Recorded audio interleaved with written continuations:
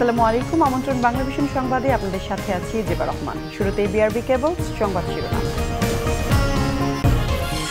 দুর্নীতিতে বিশ্বে বাংলাদেশের অবস্থান ১৩তম। রিপোর্ট ট্রান্সপারেন্সি ইন্টারন্যাশনালের প্রতিবেদনে সুনির্দিষ্ট তথ্য প্রমাণ নেই, দাবি দুদক চেয়ারম্যানের।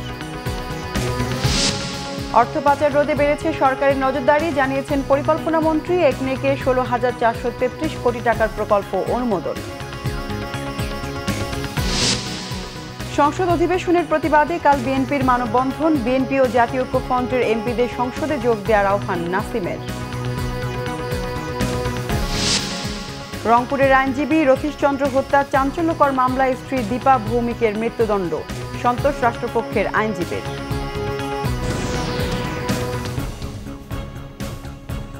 দেখছিলেন বিআরবি কেবল সংবাদ শিরোনাম। এবার বিস্তারিত সংবাদ। বিশ্বে দুর্নীতিগ্রস্ত দেশের তালিকায় বাংলাদেশের অবস্থান ১৩তম, আর দক্ষিণ এশিয়ার দেশগুলোর মধ্যে দ্বিতীয় সর্বোচ্চ দুর্নীতিগ্রস্ত। দুর্নীতির সূচকে এমন অবস্থানকে বিব্রতকর বলছে transparency international Bangladesh, TIB. Banking খাতে সুশাসনের অভাব, দায়ীদের শাস্তি না হওয়া সহ বিভিন্ন কারণে দুর্নীতি বেড়েছে বলে মনে করে সংস্থাটি। তবে সরকারের বর্তমান দুর্নীতি বিরোধী কঠোর অবস্থানকে ইতিবাচক হিসেবেই দেখছেন তারা। মঙ্গলবার ২৩তম বারের মতো বিশ্বব্যাপী দুর্নীতির ধারণাসূচক প্রকাশ করেছে জার্মানির বার্লিন ভিত্তিক প্রতিষ্ঠান ট্রান্সপারেন্সি ইন্টারন্যাশনাল। ২০১৮ সিপিআইয়ে ১৮০টি দেশের মধ্যে ৮৮ স্কোর নিয়ে সবচেয়ে কম দুর্নীতিগ্রস্ত দেশ ডেনমার্ক। এরপরই দ্বিতীয়তে রয়েছে নিউজিল্যান্ড, তৃতীয় অবস্থানে ফিনল্যান্ড, সিঙ্গাপুর, সুইডেন ও সুইজারল্যান্ড। অন্যদিকে সবচেয়ে দুর্নীতিগ্রস্ত দেশ সোমালিয়া, দ্বিতীয়তে সুদান, তৃতীয়তে ইয়েমেন ও উত্তর কোরিয়া। টিআইবির প্রতিবেদনে বিশ্বের দুর্নীতিগ্রস্ত দেশের তালিকায় বাংলাদেশের অবস্থান ১৩তম, যা ২০১৭ তুলনায় ৪ ধাপ নিচে। দুর্নীতিতে দক্ষিণ এশিয়ার ৮টি দেশের মধ্যে বাংলাদেশের অবস্থান দ্বিতীয়, আর এশিয়ার ৩১টি দেশের মধ্যে চতুর্থ। বাংলাদেশের র্যাঙ্কিংয়ের বিবেচনায় অবস্থানটা আরও বিব্রতকর, কারণ বাংলাদেশের র্যাঙ্কিং উপর থেকে যদি হিসাব করা হয় ১৮০টি দেশের মধ্যে আমরা এবার ১৪৯তম স্থান পেয়েছি, যেটি ২০১৭ সালের তুলনায় ৬ স্টেপ নিচে, ৬ ধাপ নিচে। আর যদি সূচকের নিম্নক্রম হিসাবে বা নিচের দিক থেকে হিসাব করা হয়, তাতেও বাংলাদেশের অবস্থান ৪ ধাপ নিচে নেমেছে। অর্থাৎ এটা আমরা ১৩তম স্থানে আছি, যেটি গতবার ২০১৭তে আমরা ছিলাম ১৭তম। টিআইবি বলছে শাস্তি নিশ্চিত না হওয়ায় দুর্নীতি দিন দিন বাড়ছে। ঋণ খেলাপি, অবৈধ অর্থ পাচার, ভূমি দখলের মতো অপরাধ দমনের পাশাপাশি দুর্নীতি দমন কমিশনকে শক্তিশালী করার পরামর্শ তাদের। সেই সাথে দুর্নীতি দমনে সরকারের রাজনৈতিক সদিচ্ছারও প্রশংসা করেছে সংস্থাটি। আমাদের ব্যাংকিং এবং ফাইন্যান্সিয়াল সেক্টরে অবারিত যেই স্ক্যান্ডাল এবং দুর্নীতির যে ঘটনাগুলো, বিশেষ করে লোন ডিফল্ট বা ঋণ খেলাপি এবং জালিয়াতি, আমাদের ক্রমবর্ধমান এবং অত্যন্ত বিব্রতকরভাবে বাংলাদেশ থেকে অবৈধ অর্থ পাচারের যে বিষয়টি, সেটি অবশ্যই ইস্যুটিকে বিবেচিত হয়ে থাকতে পারে। পৃথিবীর কোনো দেশেই শীর্ষ পর্যায়ে রাজনৈতিক সদিচ্ছা ছাড়া দুর্নীতি নিয়ন্ত্রণ হয় না। বাংলাদেশে এটি প্রকাশিত হচ্ছে বা এটি দৃঢ়ভাবে ঘোষিত হচ্ছে, সেটিকে আমরা স্বাগত জানাই। এটিকে আমরা অত্যন্ত গুরুত্বপূর্ণ উপাদান বলে মনে করি। তবে এটির কার্যকর ব্যবহার, এটির প্রয়োগ এবং এটিকে কারো প্রতি ভয় করুণা না করে বাস্তবায়ন করার যে অঙ্গীকার, সেটি থাকতে হবে। এবং যারা দুর্নীতি করবেন, উচ্চ পর্যায়ের হোক, যেই পর্যায়ে হোক না কেন, তারা আবার বিচারহীনতার সংস্কৃতি উপভোগ করবেন, সেটি সম্ভব হবে।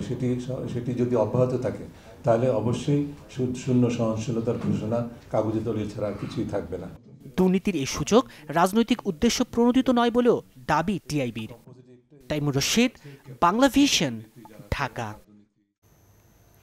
দুর্নীতির সূচক নিয়ে ট্রান্সপারেন্সি ইন্টারন্যাশনাল টিআই যে রিপোর্ট প্রকাশ করেছে, তাতে সুনির্দিষ্ট তথ্য প্রমাণ নেই, দাবি করেছেন দুর্নীতি দমন কমিশনের চেয়ারম্যান ইকবাল মাহমুদ। দুপুরে এক প্রতিক্রিয়ায় দুদক চেয়ারম্যান বলেন, কী কারণে দুর্নীতি বেড়েছে, কোন খাতে বেড়েছে, এসব বিষয় স্পষ্ট না করলে টিআইয়ের এই রিপোর্ট গ্রহণ করা যাবে না। তিনি বলেন, টিআইয়ের রিপোর্টে পদ্ধতিগত ভুল রয়েছে এবং তারা অনেক সময় পক্ষপাতমূলক রিপোর্টও করে থাকে। এ ধরনের রিপোর্ট বিশ্বে দেশের ভাবমূর্তি ক্ষুণ্ণ করে। দুদক স্বাধীন হলেও বড় দুর্নীতিবাজদের ধরতে দুদকের ব্যর্থতার কথাও স্বীকার করেন চেয়ারম্যান। বড় দুর্নীতিবাজরা বিদেশে থাকে বলেই তাদের ধরা সম্ভব নয় বলে মন্তব্য করেন ইকবাল মাহমুদ। অর্থ পাচার নিয়েও হতাশার কথা জানান দুদক চেয়ারম্যান। বলেন, এটা সারা বিশ্বের বাস্তবতা। পাচারকারীদের খুঁজে বের করা সম্ভব নয় বলেও মন্তব্য করেন ইকবাল মাহমুদ। অর্থ পাচার রোধে সরকারের নজরদারি বেড়েছে জানিয়েছেন পরিকল্পনা মন্ত্রী এম এ মান্নান। জাতীয় অর্থনৈতিক পরিষদের নির্বাহী কমিটি একনেকের সভা শেষে এ মন্তব্য করেন পরিকল্পনা মন্ত্রী। একনেক সভায় 16,433 কোটি টাকা ব্যয়ে 9টি প্রকল্পের অনুমোদন দেয়া হয়।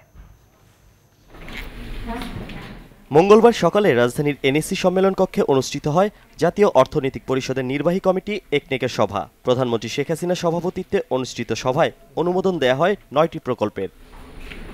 সভা শেষে পরিকল্পনা মন্ত্রী সাংবাদিকদের বলেন, প্রধানমন্ত্রী শেখ হাসিনা রেল, সড়ক ও নৌপথের মধ্যে সমন্বয়ের তাগিদ দিয়েছেন একনেকের সভায়। রেল, নৌ, সড়ক তিনটাতে যেন আমরা সমন্বয়ের জন্য কাজ করি, সমন্বিত ব্যবস্থা গড়ে উঠবে। সিলেটে ট্রেন কিনবো, আমি খুলনা যাব, যে মাঝে স্টিমার থাকে, রেল থাকে, ওইটা ওর মধ্যে ইনক্লুড করা যাবে।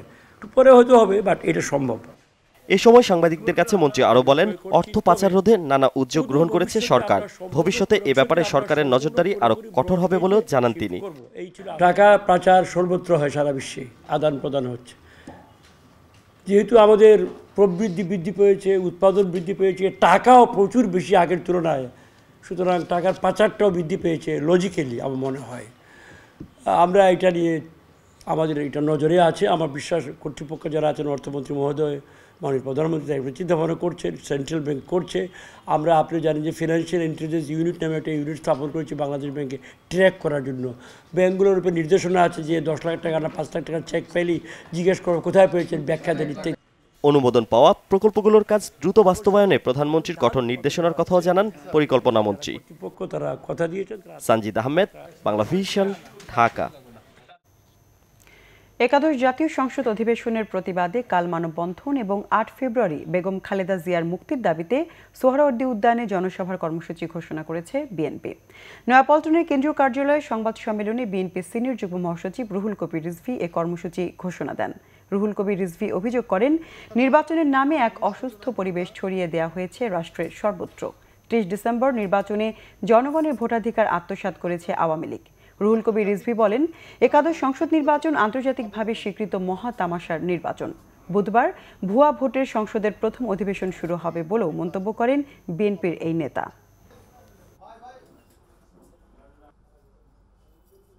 এই সংসদ গণবিরোধী, এই সংসদ ইতিহাসের ম্যান্ডেটবিহীন ক্ষমতালোভীদের সম্মিলন হিসাবে বিবেচিত হবে সর্বত্র।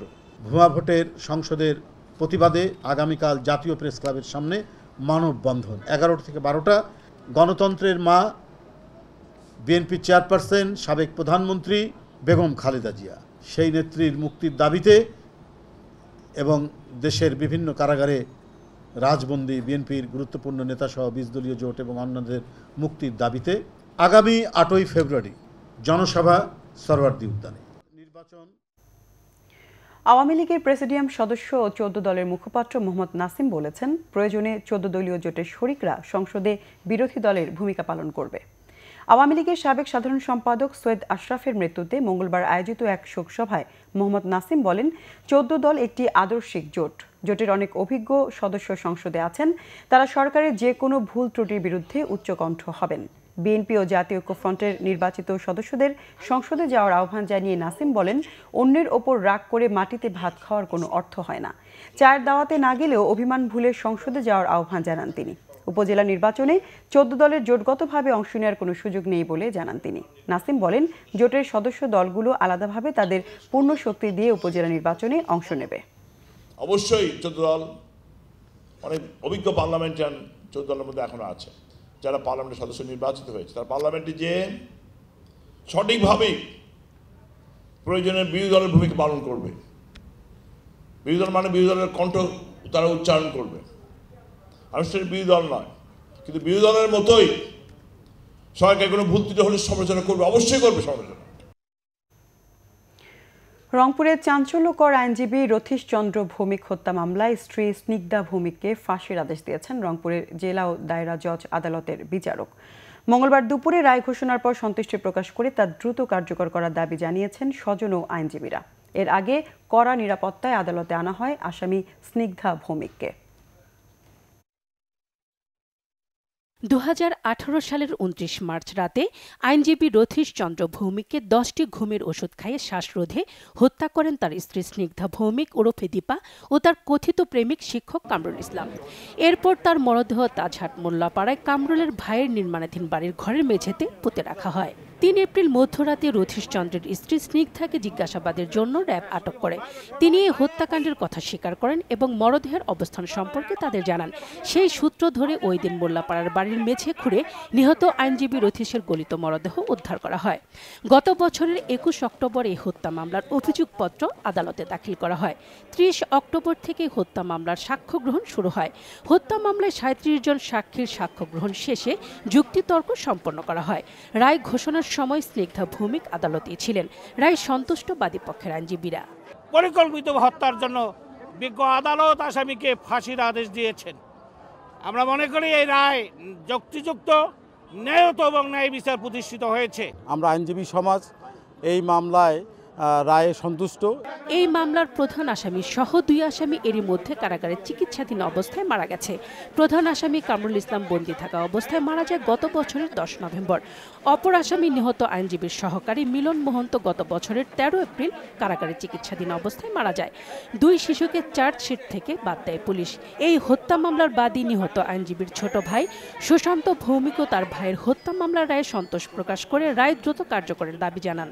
একটা মধ্যমণি ছিল, আমাদের পরিবারের মাথা ছিল। আমরা কখনোই তার কথার উপরে আমরা কোনো কথা বলিনি। সে কারণেই রায়ে খুশি। আমি আশা করব যাতে এই রায় অনতিবিলম্বে কার্যকর হয়। রথীশ চন্দ্র রংপুর জেলা আওয়ামী লীগের আইন বিষয়ক সম্পাদক ও জেলা আইনজীবী সমিতির সহসাধারণ সম্পাদক ছিলেন। Morsheda Rasel, Bangla vision, news desk. Munshiganj সদরের রামপালের বল্লালবাড়ি এলাকার খননে প্রত্নতাত্ত্বিক নিদর্শনের আলামত পাওয়া গেছে। প্রত্নতাত্ত্বিকদের ধারণা এখানেই ছিল সেন বংশের রাজা বল্লাল সেনের রাজপ্রাসাদ। তবে বাড়ির মালিকের দাবি এখানে কোনো প্রত্নতাত্ত্বিক নিদর্শনের খোঁজ মেলেনি। ভবিষ্যতে তার জমিতে আর কোনো খনন করতে না দেওয়ার কথাও জানান তিনি। তবে জাহাঙ্গীরনগর বিশ্ববিদ্যালয়ের প্রত্নতত্ত্ব বিভাগের অধ্যাপক সুফি মোস্তাফিজুর রহমান জানিয়েছেন, প্রাপ্ত প্রাচীন নিদর্শনগুলো আরও পরীক্ষা করে সময়কাল জানার পর নেওয়া হবে পরবর্তী উদ্যোগ। পাল রাজবংশ ও বৌদ্ধ রাজত্ব নিঃশেষ করে বাংলায় সনাতন ধর্ম পুনঃস্থাপন করেছিলেন সেন বংশের দ্বিতীয় রাজা বল্লাল সেন। ১১ শতকে বঙ্গের সমাজ সংস্কারক ও বিশেষ করে কৌলিন্য প্রথার প্রবর্তনকারী হিসেবেও পরিচিত তিনি। একাধারে পণ্ডিত ও লেখক বল্লাল সেনের উল্লেখযোগ্য রচনা দানসাগর ও অদ্ভুত সাগর। সেই বল্লাল সেনের রাজপ্রাসাদের হদিস মিলেছে মুন্সিগঞ্জে, এমনই ধারণা প্রত্নতত্ত্ববিদদের। মুন্সিগঞ্জ সদরের রামপালের বল্লাল বাড়ি, এখানেই পরীক্ষামূলক খননে মিলেছে কিছু ইটের টুকরো ও মৃৎপাথরের অংশবিশেষ। এসব ১১ শতকের বল্লাল সেনের রাজত্বের সময়ের নিদর্শন হতে পারে বলে ধারণা প্রত্নতাত্ত্বিকদের। তবে এ দাবি নাকচ করে বাড়িটির বর্তমান মালিক বলছেন, এখানে পুরনো দিনের বিভিন্ন নিদর্শন মিললেও এটি বল্লাল সেনের রাজপ্রাসাদ হতে পারে না। ক্যামেরা যে ছবি উড়ে হারে উড়িতেছে, পাইতেছে এই চারা, ভাঙা চারা আছে না, ছোট চারা, এইগুলি ভুলাইয়া তারা ব্যাগে বলে নিয়ে এই তারপরে বোঝা ছুঁয়ে গেছে। জমিনের আমার নিজের খরিদ করা জমি লেখছে সরকারের খাস জমি। এটা কি এটা কি আমি কেন আমি ক্ষুদ্র জমি আর হবে না। গবেষণার বিষয় ঠিক আছে, কিন্তু এটা কি গবেষণা আসলো যেন কোনো কিছু গতা কইরা কিছু না পেয়ে বলতেছে পাইছি। তবে ভিন্নমত এলাকাবাসীর। সেন আমলে বিক্রমপুর ছিল বাংলার রাজধানী, বাড়িটিও বল্লাল বাড়ি নামে পরিচিত। এইটা বল্লাল সেনের দিকে, এরপর এমুরাইয়া হের বাড়ি, বাড়ির লগে একটা পুষ্কুনি আছে গোল, বুঝলেন? এই পুষ্কুনিটা এই বল্লাল সেনের, এর লগে একটা কুঠা করছে মাটির তলে, এটা অর্ধেক গাঁথা অর্ধেক উঁচা। বল্লাল সেনের একটা ঐতিহ্য দেখা গেছে, মানুষ বিভিন্ন জায়গা থেকে ঘুরতে আসবো। যেখানে পরীক্ষামূলক খনন করা হয়েছিল তার পাশেই রয়েছে পরীক্ষা। জাহাঙ্গীরনগর বিশ্ববিদ্যালয়ের প্রত্নতত্ত্ব বিভাগের অধ্যাপক সুফি মোস্তাফিজুর রহমান জানালেন, বল্লাল সেনের রাজপ্রাসাদের চারদিকে ছিল 60 মিটার প্রশস্ত একটি পরীক্ষা বা খাল, যা তৈরি হয়েছিল শত্রুর আকস্মিক আক্রমণ থেকে রক্ষার জন্য। পরীক্ষামূলক খনন করেছি এবং আমরা সেই প্রাচীন ইট, পাথর, মৃৎপাত্রের টুকরা, চাইনিজ পোর্সিলিন সবই পেয়েছি। আরও বড় আকারে খনন করলে বড় আকারে রাজধানীর যে চরিত্র সেগুলি বেরিয়ে আসতে থাকবে। তো আমরা চারগুলো সংগ্রহ করেছি, যেটা আমেরিকার বেটাতে পাঠাবো। তারিখ নির্ণয় আসবে, তারিখ নির্ণয় হওয়ার পর যদি 11-12 শতক মিলে যায় তাহলে ম্যাচ বল্লাল সেন। ওখানে অনেক জায়গা এখনো ফাঁকা আছে, খালি আছে। ওই ফাঁকা জায়গাগুলো যদি গবেষণা করি তা আগামী 50 বছর কাজ করা যাবে। আমাদের যেটা নেই সেটা হলো মানসিকতার, না স্থানীয় মানুষের, না প্রশাসনের, না সরকারের যে হেরিটেজ সংরক্ষণ করা দরকার। গবেষণা ও খননের মাধ্যমে বল্লাল সেনের রাজপ্রাসাদ পুনরুদ্ধার সম্ভব হলে সেন বংশের ইতিহাস ও 1000 বছর আগের বিক্রমপুরের ইতিহাস বাংলাদেশের ইতিহাসকে আরও সমৃদ্ধ করবে বলে ধারণা প্রত্নতাত্ত্বিকদের। শারমিন ইব্রাহিম, বাংলা ভিশন, রামপাল, মুন্সিগঞ্জ। খিরসাপাত আম জিআই বা ভৌগোলিক নির্দেশক পণ্য হিসেবে নিবন্ধন পাওয়ায় আনন্দ বইছে চাঁপাইনবাবগঞ্জে। ইলিশ ও জামদানির পর দেশের তৃতীয় জিআই পণ্য হিসেবে নিবন্ধন পেল খিরসাপাত। এর ফলে দেশে আমের উৎপাদন বৃদ্ধির পাশাপাশি আম কেন্দ্রিক অর্থনীতি জোরদার হবে বলে মনে করছেন সংশ্লিষ্টরা। আমের রাজধানী চাঁপাইনবাবগঞ্জে 250 জাতের আমের মধ্যে সবচেয়ে সুস্বাদু ও জনপ্রিয় খিরসাপাত। জেলার বাইরে এটি হিমসাগর নামেও পরিচিত। বাণিজ্যিকভাবে চাষ হওয়া সুস্বাদু জাতের এই আম দেশের চাহিদা মিটিয়ে গত 4 বছর ধরে ইউরোপ ও মধ্যপ্রাচ্য সহ বিশ্বের বিভিন্ন দেশে রপ্তানিও হচ্ছে। তাই আম চাষি ও ব্যবসায়ী সংগঠনগুলো খিরসাপাত আমকে জিআই পণ্য হিসেবে স্বীকৃতির দাবি করে আসছিল দীর্ঘদিন ধরে। এই স্বীকৃতি অনেক বড় প্রাপ্তি বলে মনে করছেন জেলার সর্বস্তরের মানুষ। খিরসাপাত আম যে স্বীকৃতি পেল, এটা চাঁপাইনবাবগঞ্জবাসীর জন্য একটা বড় পাওয়া। খিরসাপাত আম মানেই বাংলাদেশ আর চাঁপাইনবাবগঞ্জ। স্বীকৃতি পাওয়ার পরে মানুষের ভিতরে একটা আলাদা অনুভূতি সৃষ্টি হয়েছে যে আমরা আরও এটার চাষ আরও বেশি করব এবং বেশি ভালোভাবে ভালো মানের আম তৈরি করব। সংশ্লিষ্টরা বলছেন জিআই সনদ পাওয়ায় দেশীয় এবং আন্তর্জাতিকভাবে লাভবান হবে জেলার খিরসাপাত আম। রপ্তানির আরও বেশি সুযোগ তৈরি হবে। বিশ্বের অন্য কোনো দেশ আর কখনোই খিরসাপাত আম হিসাবে এটাকে পরিচিতি লাভ করতে পারবে না। উত্তরোত্তর এই ভৌগোলিক নির্দেশক হিসাবে খিরসাপাত আম ওয়ার্ল্ড ফেমাসে উঠবে। খিরসাপাত এখন পণ্য হিসাবে দেশে এবং বিদেশে বাজারজাত করার জন্য বিরাট একটি সুযোগ সৃষ্টি হলো, যেটি কয়েক বছর থেকে যে আমের বিপর্যয় এবং আর্থিক ক্ষতি সেটি থেকে কাটিয়ে ওঠার জন্য আমাদের বিরাট কাজে লাগবে। 2017 সালের 2 ফেব্রুয়ারি চাঁপাইনবাবগঞ্জের খিরসাপাত, ন্যাংরা ও আশ্বিনা আমকে জিআই পণ্য হিসেবে নিবন্ধনের আবেদন করা হয়। এর মধ্যে খিরসাপাত আমকেই স্বীকৃতি দেয় পেটেন্ট ডিজাইন অ্যান্ড ট্রেডমার্কস অধিদপ্তর। Bangla vision, news desk. এ পর্যায়ে নিচ্ছি সিবিসি টাইলস সংবাদ বিরতি। সাথেই থাকুন, ফিরে এসে থাকছে। চট্টগ্রামে গুলিতে একজন নিহত, পুলিশের দাবি নিহত শাহাবুদ্দিন গণধর্ষণ মামলার আসামি।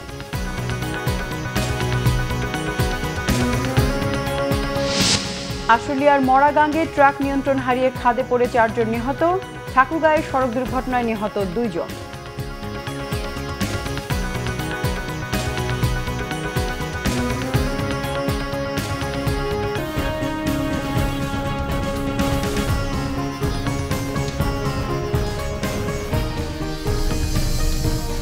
স্বাগত একবার বাংলা ভিশন সংবাদে। চট্টগ্রাম মহানগরীতে গুলিতে একজন নিহত হয়েছে, পুলিশের দাবি নিহত শাহাবুদ্দিন গণধর্ষণ মামলার আসামি। এ ঘটনায় গ্রেফতার হয়েছে আরও একজন। ভোরে ফিরিঙ্গি বাজারের মেইনার্স রোডে এ ঘটনা ঘটে। পুলিশ জানায় গেল শনিবার এক ছাত্রীকে তুলে নিয়ে ধর্ষণের অভিযোগ পায় পুলিশ। সোমবার ওই মেয়েটিকে আবারও তুলে নেওয়ার চেষ্টা করা হয়। বিষয়টি জানতে পেরে পুলিশ চকবাজারের ডিসি রোড এলাকায় অভিযান চালিয়ে শ্যামলকে গ্রেফতার করে। তার দেয়া তথ্যে শাহাবুদ্দিনকে ধরতে ফিরিঙ্গি বাজারে গেলে সেখানে পুলিশের সাথে গোলাগুলিতে শাহাবুদ্দিন নিহত হয়। নিহত শাহাবুদ্দিন এবং গ্রেফতার শ্যামল দে দুজনই গাড়ি চালক। আশুলিয়ার মরাগাঙ্গে ইট বোঝাই ট্রাক নিয়ন্ত্রণ হারিয়ে খাদে পড়ে 4 জন এবং ঠাকুরগাঁয়ে আলাদা সড়ক দুর্ঘটনায় 2 জন নিহত হয়েছেন।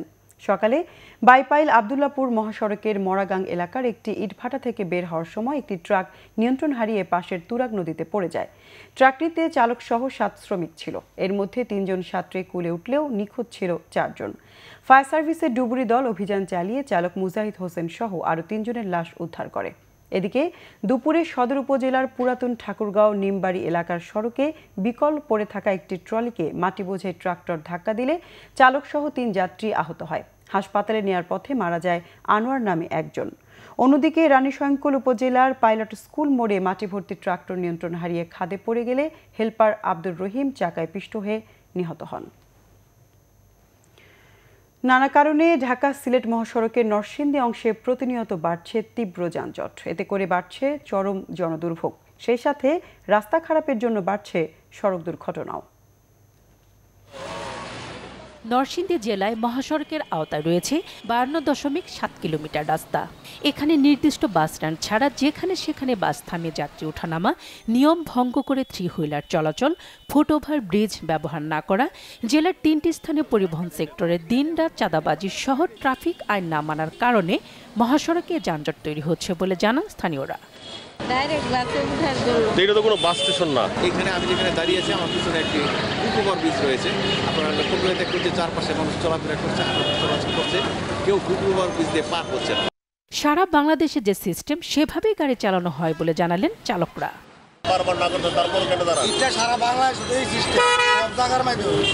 প্রশাসন সতর্ক না হলে যানজট আরও বাড়বে বলে জানালেন জেলা চেম্বার অব কমার্স অ্যান্ড ইন্ডাস্ট্রিজের পরিচালক।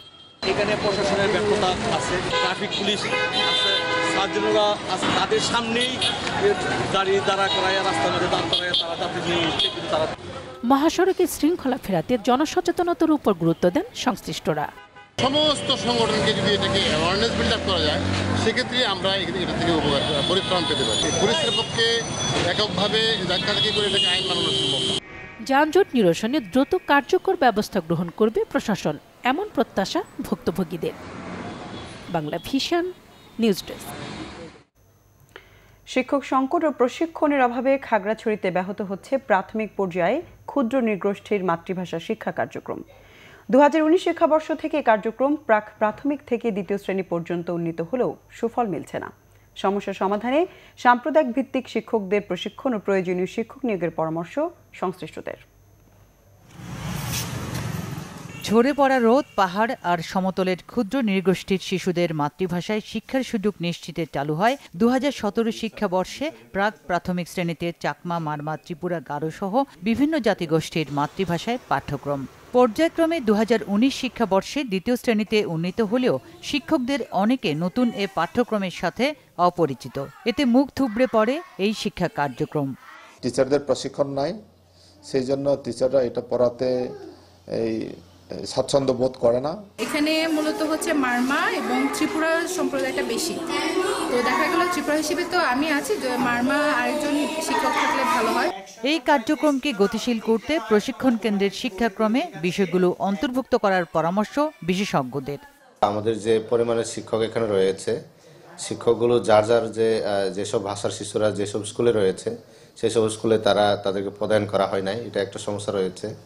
তারপরে হচ্ছে যেসব শিক্ষকরা এই মাতৃভাষায় শিক্ষা কার্যক্রম পরিচালনা করবেন ক্লাসে, তাদেরকে প্রশিক্ষণ দেওয়ার ব্যাপারে সরকারের এখনো সেরকম উদ্যোগ নেই।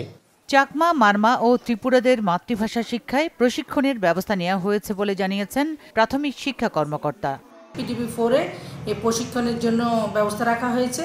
তা আমরা আশা করি যে আমাদের হয়তো PTB4-এর কার্যক্রম শুরু হলে শিক্ষকদের প্রশিক্ষণ দেওয়া সম্ভব হবে। তো এখন যেহেতু শিক্ষকরা বইয়ের পড়াতে পারছে না, সেই হিসাবে এখন বাংলার যে বই আছে এই বইয়ের পাঠদান কার্যক্রম চলমান আছে। খাগড়াছড়িতে প্রাক প্রাথমিক প্রথম ও দ্বিতীয় শ্রেণীতে ক্ষুদ্র নৃগোষ্ঠীর মাতৃভাষা কার্যক্রমের আওতায় আছে 30,129 জন শিক্ষার্থী। Bangla vision news desk. ভারতে পাচারকালে সাতক্ষীরার কাকডাঙ্গা সীমান্ত থেকে 2 কেজি 334 গ্রাম ওজনের 18 পিস স্বর্ণের বার জব্দ করেছে বিজিবি। মঙ্গলবার রাত 3:30টার দিকে সদর উপজেলার কাকডাঙ্গা সীমান্তের কুঠিবাড়ি বাঁশবাগান এলাকা থেকে স্বর্ণগুলো জব্দ করা হয়। সাতক্ষীরা 33 বিজিবি ব্যাটালিয়নের উপ অধিনায়ক মেজর সৈয়দ ফজলে হোসেন জানান, ভারতে স্বর্ণের একটি বড় চালান পাচার রোধ করা হচ্ছে এমন খবরে তারা সেখানে অভিযান চালায়। বিজিবির উপস্থিতি টের পেয়ে চোরাকারবারিরা কুঠিবাড়ি বাঁশবাগান এলাকায় একটি স্বর্ণের প্যাকেট ফেলে পালিয়ে যায়। প্যাকেটটি জব্দ করে বিজিবির সদস্যরা। জব্দ করা স্বর্ণের দাম 88 লাখ টাকা বলে জানায় বিজিবি। দেশের বিভিন্ন জায়গার আরো কিছু খবর নিয়ে এবার একটি ডেস্ক রিপোর্ট দেখুন। বেনাপোল ও শার্শা উপজেলাকে আনুষ্ঠানিকভাবে শতভাগ মাদকমুক্ত ঘোষণা করলেন যশোর ১ আসনের সংসদ সদস্য শেখ আফিল উদ্দিন সহ বিজিবি, র্যাব ও পুলিশের ঊর্ধ্বতন কর্মকর্তারা। বেনাপোল সোনালী ব্যাংকের সামনে মাদক বিরোধী সমাবেশে আনুষ্ঠানিকভাবে এ ঘোষণা দেয়া হয়। নদীকে ঘিরেই রয়েছে সামাজিক ও অর্থনীতির বিষয়।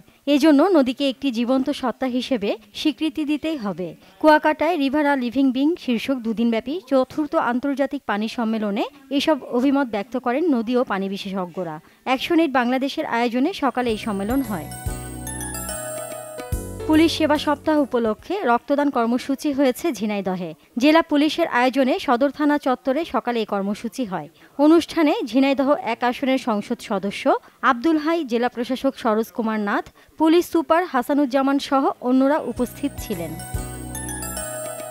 কুড়িগ্রাম সদর উপজেলার পাঁচগাছি কলেজ মাঠে দিনব্যাপী ইউনিয়ন বীজ মেলা, আলোচনা সভা ও সাংস্কৃতিক অনুষ্ঠানের আয়োজন করা হয়। বেসরকারি উন্নয়ন সংস্থার উদ্যোগে সকালে মেলার উদ্বোধন করেন কৃষি সম্প্রসারণ অধিদপ্তরের উপপরিচালক ডক্টর মুস্তাফিজুর রহমান প্রধান। গোপালগঞ্জে মাধ্যমিক স্কুল পর্যায়ে আন্তঃ স্কুল বিতর্ক প্রতিযোগিতা হয়েছে। শহরের স্বর্ণকলি উচ্চ বিদ্যালয়ে এর আয়োজন করে বাংলাদেশ এক্সটেনশন এডুকেশন সার্ভিসেস বিজ। প্রতিযোগিতায় জেলার ৮টি স্কুল অংশ নেয়। গ্রামীণ অবকাঠামো রক্ষণাবেক্ষণ টিআর প্রকল্পের মাধ্যমে রাঙ্গামাটি বন্দুকভাঙ্গা উচ্চ বিদ্যালয়ের ছাত্রছাত্রীদের যাতায়াতের জন্য ইঞ্জিন চালিত শিঙ্গাতরি দেয়া হয়েছে। শহীদ মিনার সংলগ্ন জলযান ঘাটে সকালে বিদ্যালয় কর্তৃপক্ষের হাতে এই বোট হস্তান্তর করেন জেলা প্রশাসক AKM মামুনুর রশিদ। মানিকগঞ্জ সদর উপজেলার মূলজান উচ্চ বিদ্যালয়ের বার্ষিক ক্রীড়া প্রতিযোগিতা অনুষ্ঠিত হয়েছে। বিদ্যালয় মাঠে দুপুরে প্রতিযোগিতার উদ্বোধন করেন বিদ্যালয় পরিচালনা কমিটির সভাপতি আখতার উদ্দিন আহমেদ রাজা। ব্রাহ্মণবাড়িয়ায় ঐতিহ্যবাহী অন্নদা সরকারি উচ্চ বিদ্যালয়ের ১৪৫তম বার্ষিক ক্রীড়া প্রতিযোগিতা ও পুরস্কার বিতরণী হয়েছে। অন্নদা বোর্ডিং মাঠে আয়োজিত প্রতিযোগিতার উদ্বোধন করেন জেলা প্রশাসক হায়াতুদ্দৌলা খান। প্রতিযোগিতায় ১০৬টি ইভেন্টে ১২০০ শিক্ষার্থী অংশ নেয়। Nazneen Akter, Bangla vision news desk. সংবাদ শেষ করব বিআরবি কেবলস শিরোনামগুলো আরেকবার জানি। দুর্নীতিতে বিশ্বে বাংলাদেশের অবস্থান ১৩তম, রিপোর্ট ট্রান্সপারেন্সি ইন্টারন্যাশনালের। প্রতিবেদনে সুনির্দিষ্ট তথ্য প্রমাণ নেই, দাবি দুদক চেয়ারম্যানের।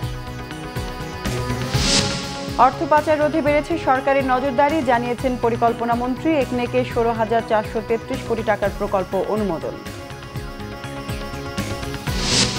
সংসদ অধিবেশনের প্রতিবাদে কাল বিএনপির মানববন্ধন। বিএনপি ও জাতীয় ঐক্যফ্রন্টের এমপিদের সংসদে যোগ দেওয়ার আহ্বান নাসিমের। রংপুরের আইনজীবী রথীশচন্দ্র হত্যার চাঞ্চল্যকর মামলায় স্ত্রী দীপা ভৌমিকের মৃত্যুদণ্ড, সন্তোষ রাষ্ট্রপক্ষের আইনজীবীর।